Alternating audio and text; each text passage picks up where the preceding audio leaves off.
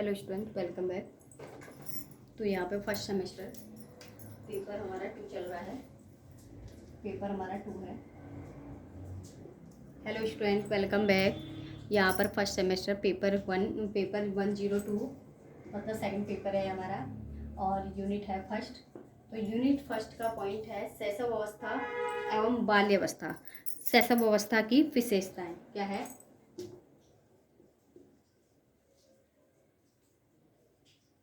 शैशव अवस्था की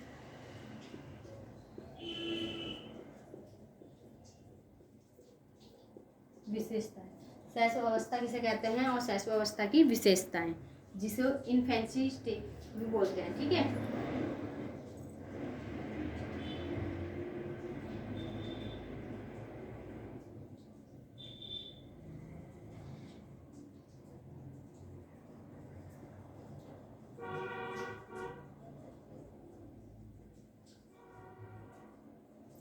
character of infancy stage. Infancy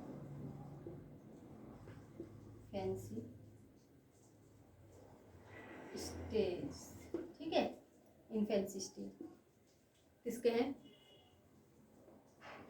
ठीक है, कैरेक्टर्स ऑफ इन्फेंसी स्टेज मतलब शैशव अवस्था को इंग्लिश में क्या कहा जाता है? Infancy stage. ठीक है, तो यहाँ स्टूडेंट आप लोगों को आज मैं शैशव अवस्था का अर्थ और परिभाषाएं हम इसमें बताएंगे। शैशव अवस्था की का अर्थ क्या है? देखो, कई सारे साइकोलॉजिस्ट ने माना है, वैज्ञानिक माना है, जो शैशव अवस्था है वो व्यक्ति की क्या होती है, शैशव अवस्था की जो अवधि होती है वो कितनी होती है? शैशव अवस्था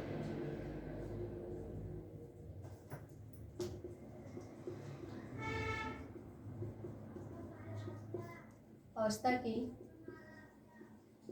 अवधि क्या होती है? जन्म से 5 वर्ष तक होती है 0 से 5 ईयर। ठीक है, जन्म से 5 वर्ष तक की शैशव अवस्था की अवधि होती है, जिसको हम शैशव अवस्था बोलते हैं। इसमें आयु क्या होती है? शैशव अवस्था की आयु क्या है? जन्म से 5 वर्ष तक की होती है। ठीक है, शैशव अवस्था की जो अवधि होती है बच्चे की, बालक की, वो क्या होती है? जन्म से लेकर क्या होती है स्टूडेंट? जन्म से लेकर क्या होती है? 5 ईयर्स तक होती है। ठीक है, ओके।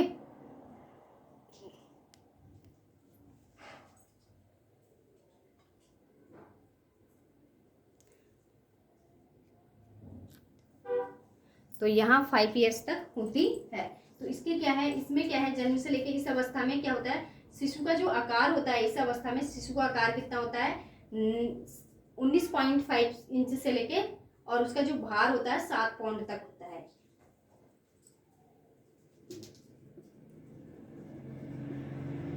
इस अवस्था में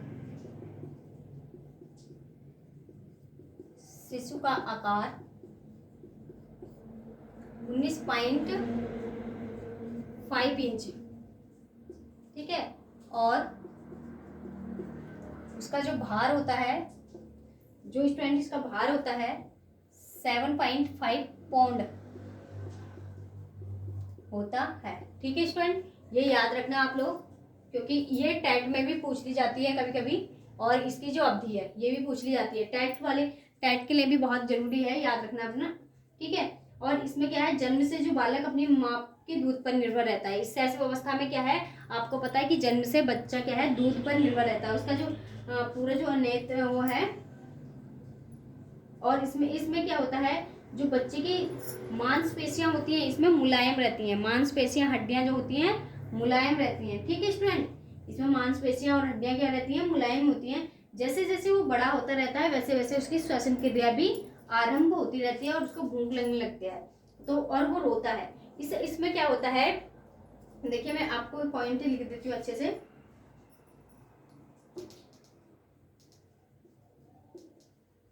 इस अवस्था में बच्चा माँ के दूध पर निर्भर होता है।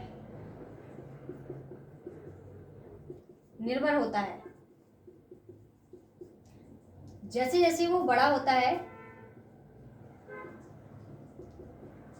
बड़ा होता है उसकी श्वसन क्रिया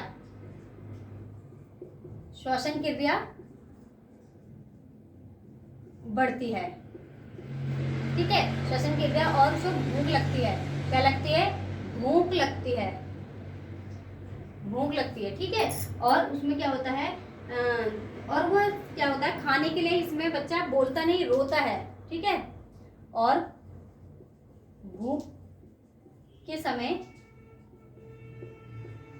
बच्चा क्या करता है? रोता है। ठीक है, इस स्टेज में बच्चा क्या रोता है। ठीक है, जब तक वो बोलने लायक ना हो जाए। तो इस अवस्था का में होता है 2 सप्ताह तक चलती है। मतलब यह अवस्था जन्म से 2 सप्ताह तक चलती है। 2 सप्ताह के बाद वह बालपन में आरंभ हो जाता है। ठीक है, 2 वर्ष के बाद क्या हो जाता है? वो बालपन में। मैं आपको बताऊं कि मैंने जब बालपन होता है, क्या होता है इसमें, बच्चा क्या होता है शैशव अवस्था में, इन्फेंसी स्टेज में जन्म से 14 दिन तक होता है बच्चे का। फिर वो क्या होता है? बाल रूप स्टार्ट हो जाता है बालक का। क्या हो जाता है? बाल रूप स्टार्ट हो जाता है। तो 6 वर्ष तक की ये आयु रहती है। ज्यादातर प्रारंभ में ये क्या रहती है? 6 वर्ष तक की आयु रहती है। इसमें क्या होता है, जन्म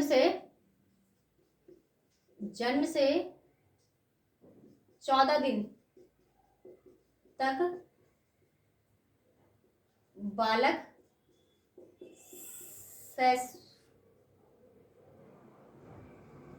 शैशव अवस्था में होता है।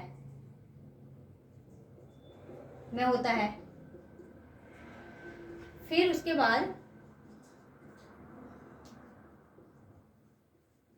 बाद बालक बाल रूप में आ जाता है। बालपन या बाल रूप में। ठीक है, बाल रूप में होता है। ठीक है, आयु ज्यादातर इसकी आयु जो होती है 0 से 6 वर्ष तक होती है। 6 वर्ष, कभी भी 5 वर्ष भी आता है और 6 वर्ष भी आता है, या 0 से 5 ईयर, 5 और 6 ईयर के बीच में होती है, इसके बीच में हो जाती है। ठीक है, ये भी आप लिख सकते हैं। ओके स्टूडेंट, यहाँ पर आप लोग इसे अच्छे से देखिएगा क्योंकि कुछ पॉइंट बहुत मोस्ट इम्पोर्टेंट हैं। और इसमें क्या है, इसकी जो शैशव अवस्था है उसमें क्या है, संवेदी अंग का विकास होता है। सेंस ऑर्गेन्स के द्वारा बच्चा सीखता है। इसमें क्या है, बालक क्या है, सेंस ऑर्गेन्स के द्वारा बच्चा सीखता है। इसमें ये मोस्ट इंपोर्टेंट लाइन है, इस अवस्था में बालक संवेदी ऑर्गेन्स जो होते हैं, संवेदी, जिसे संवेदी या फिर सेंस बोल सकते,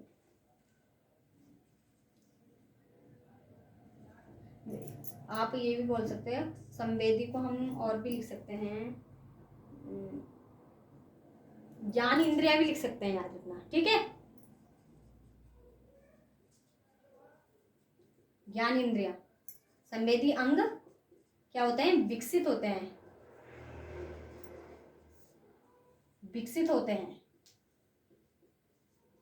ठीक है, विकसित होते हैं। और जिससे क्या करता है बालक,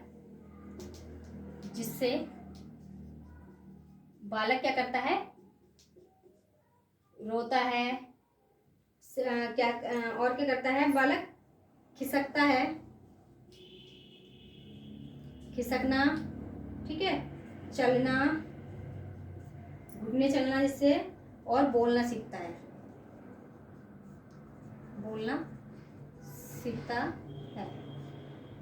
ठीक है स्टूडेंट। यहाँ पर ये मोस्ट इम्पोर्टेंट है, ये लाइन आपको, ये पूरा ही मोस्ट इम्पोर्टेंट है टेट के हिसाब से, याद रखना। सेंस ऑर्गेन्स ये होता है। ओके स्टूडेंट, यहाँ पर और इसकी जो विशेषताएं हैं, शैशव अवस्था को की जो विशेषताएं भी हैं शैशव अवस्था की। ठीक है, तो चलिए विशेषताएं मैं पढ़ा देती हूँ विशेषताएं में।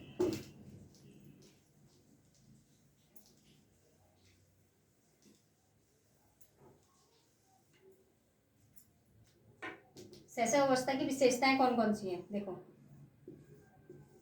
शैशव अवस्था की विशेषताएं क्या क्या हैं? बच्चा असहाय और निर्भर होता है, असहाय और निर्भर रहता है, ठीक है, असहाय और निर्भर। और पशुवत व्यवहार होता है। क्या होता है? पशुवत व्यवहार। ओके। और क्या होता है? संवेदी अंग का संवेदी अंग नियंत्रण का अभाव होता है, नियंत्रण का अभाव होता है। ओके, नियंत्रण का क्या होता है? अभाव होता है। ओके, नियंत्रण का अभाव। और क्या होते हैं? शारीरिक वृद्धि में तीव्रता होती है, सबसे मोस्ट इम्पोर्टेंट है शारीरिक वृद्धि में तीव्रता होती है। Okay student. और खेल में आनंद लेता है बच्चा, खेल में क्या लेता है? आनंद लेता है, ठीक है, आनंद लेता है। और इसमें और नैतिकता का अभाव होता है, बच्चे को संस्कार रूप में क्या कोई नहीं, नैतिकता का अभाव। और इसमें क्या होता है कि बालक जो होता है एकाग्र प्रिय होता है, एकांत प्रिय होता है।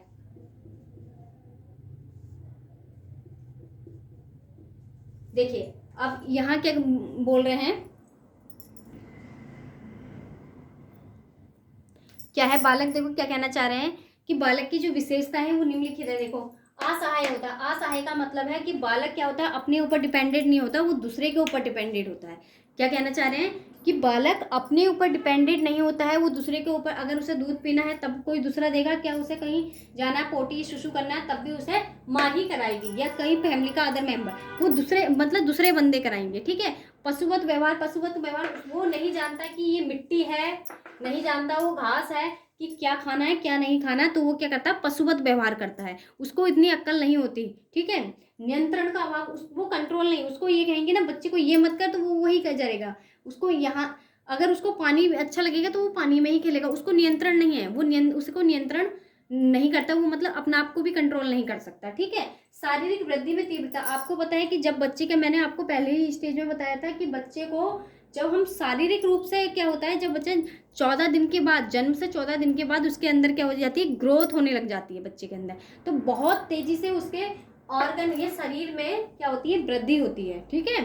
और क्या है? खेल में आनंद लेता है बालक। क्या होता है जब वो खेलने लायक हो जाता है ना, तो वो क्या कहता है? खेल में आनंद लेता है, वो किसी की चीज को सहारा लेके या किसी भी चीज को अपना हूँ हाँ करने लगता है, इसमें हुंकार करने लगता है बच्चा, और हंसने, रेंगने, सीखने, चलना, बोलना, ये सब चीज़ वो उस स्टेज में सीख जाता है। 0 से लेके 5-6 वर्ष तक, 6 वर्ष तक बच्चा अपने ज्ञान इंद्रियों के द्वारा सीखता है।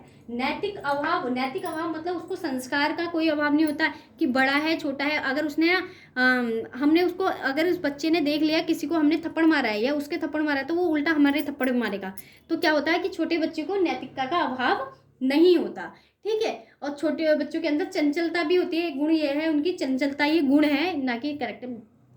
तो क्या होता है कि नैतिकता का अभाव होता है कि बच्चे को जैसा हम सिखाएंगे वैसे ही वो सीखेगा, वो एक क्या मिट्टी है और उसको जैसा उसका आकार लेना चाहो वैसा करेगा, वो बड़ों को देख के भी सीखता है। एक उसके अंदर कॉपी करने का आकार, कॉपी करने का ये गुण है स्टूडेंट। जब गुणों की बात आएगी तो मैं आपको बताऊंगी, ठीक है। एकांत भी, अगर बच्चे को ना एकांत खेलना बहुत पसंद है, अगर उसको ना कोई काम कर रहा हो और उसको छेड़ाछाड़ी नहीं पसंद है, उसको एकांत रूप बहुत ज़्यादा पसंद है, तो उसको एकांत प्रिय भी होते हैं बच्चे, ठीक है। तो ये इनकी रही विशेषताएं।